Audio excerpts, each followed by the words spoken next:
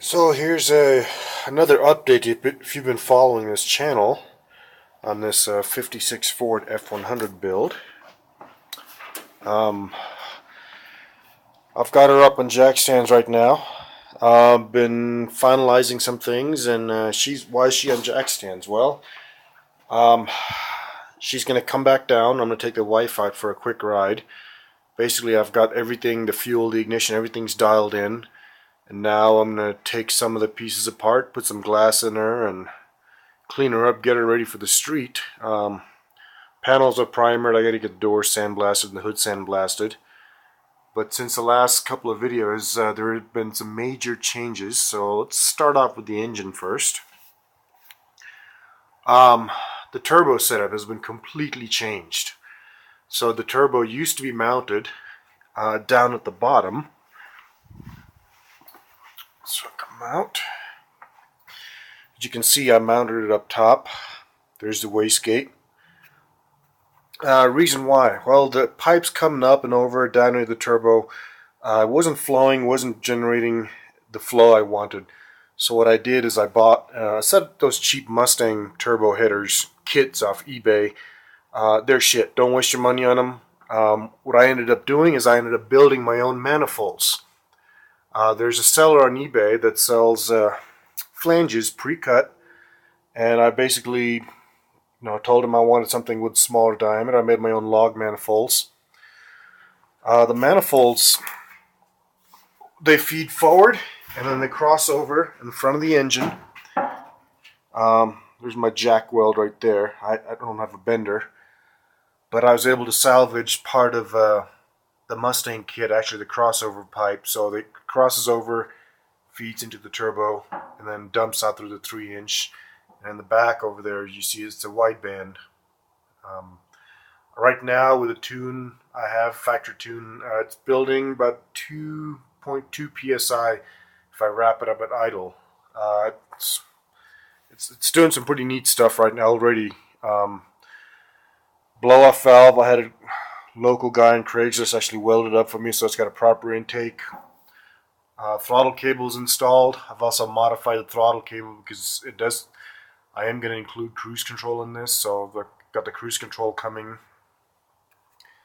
I had to go to the junkyard and get a cooler. The Hydro Boost was getting too hot. You have to run a cooler in a Hydro Boost. What else? Let's see what does. It's 26 degrees right now, maybe 28 degrees. The Microsquirt's turned on, and I've got the cold start dialed in. And I was going to start her up, and let's see what she does.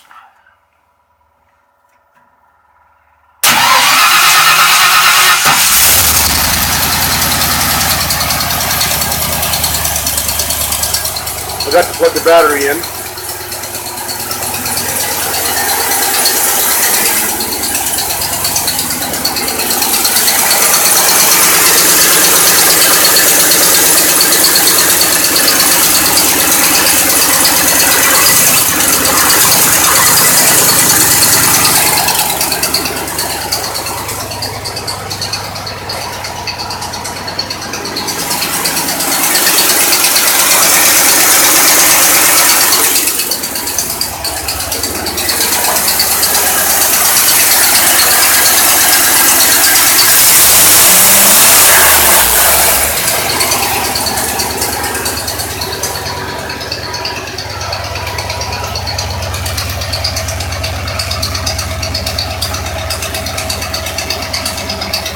So I'm running a little rich right there because it's still warming up. Once it's warmed up, it stabilizes to about 13.5. Again, timing, still warming up.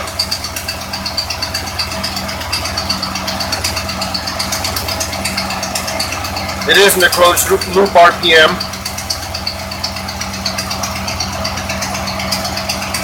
Basic fuel table.